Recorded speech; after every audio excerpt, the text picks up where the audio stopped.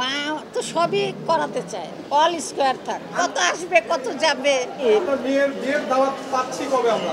আরে ধুর, আলহামদুলিল্লাহ, আল্লাহ যেদিন হুকুম দিবে সেদিন দাওয়াত দিব।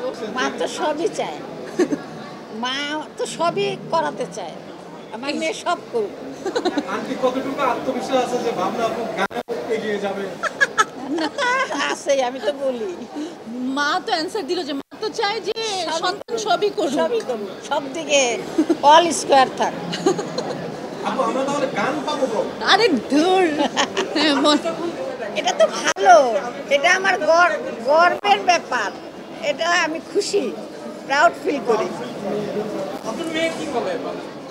আমার মেয়ে তো এই লাইনে আছে, এটা কিছুই মনে করে না, না এটা নাথিং মনে করে, যে কত আসবে কত যাবে।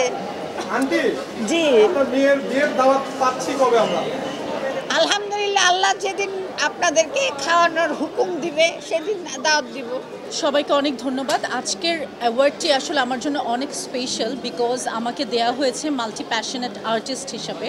সো আমি আজকে অনেক বেশি খুশি এই কারণ শুধুমাত্র আমার অভিনয় বা শুধুমাত্র আমার নাচ এইটার কারণে আমাকে দেয়া হয়নি, মাল্টি প্যাশনেট আর্টিস্ট হিসেবে তারা আমাকে আখ্যায়িত করেছে, তার জন্য আমি অনেক কৃতজ্ঞ।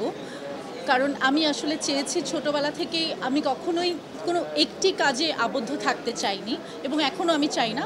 আমি মনে করি আমার যা যা ভালো লাগে আমি তাই করতে চাই, এবং আমার মনে হয় যে প্রত্যেকটা মানুষেরই যা ইচ্ছা করে তাই করা উচিত বলে আমি মনে করি। কারণ আমাদের সোসাইটি সবসময় আমাদেরকে মনে করিয়ে দেয়, আচ্ছা তুমি অভিনয় করছো, তুমি অভিনয় করো, মনোযোগ অন্যদিকে সরানোর দরকার নেই।